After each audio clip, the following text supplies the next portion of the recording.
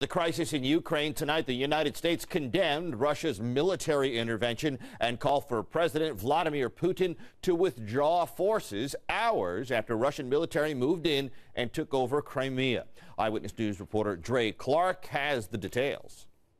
There are some who believe Russia has already crossed the line with its military intervention in Ukraine. Today, in a 90-minute conversation with Russian President Vladimir Putin, President Obama expressed deep concern and called what Russia is doing a breach of international law. Meanwhile, there were meetings here at the UN, while outside there were dozens of protesters.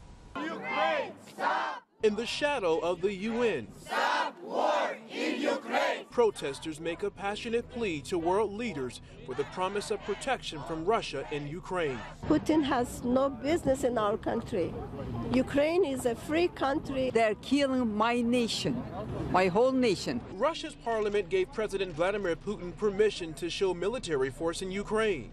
Russian Marines and military vehicles are now in Crimea, taking over the country's parliament, controlling the roads, and occupying airports. Some believe President Putin is positioning Russia to use military might elsewhere in Ukraine, a move President Obama warned Russia not to do. There will be costs for any military intervention in Ukraine. That warning seemingly meaningless to Putin. Today in Kiev and Crimea, pro-Russian demonstrators violently clash with those who are in favor of an alliance with Europe.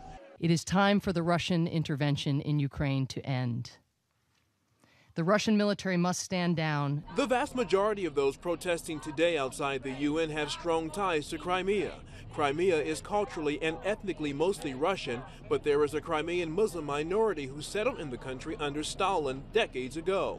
The protesters say Putin is a reflection of Stalin, and he will kill anyone who gets in his way if allowed to launch a military operation in Ukraine. He's afraid of democracy. He's afraid of freedom. It's unclear what kind of sanctions Russia would face if it continues with its military show in Ukraine. Meanwhile, U.S. officials say there will be no U.S. military involvement in this escalating situation. They say it's simply not an option. Outside the UN, Dre Clark, Channel 7 Eyewitness News.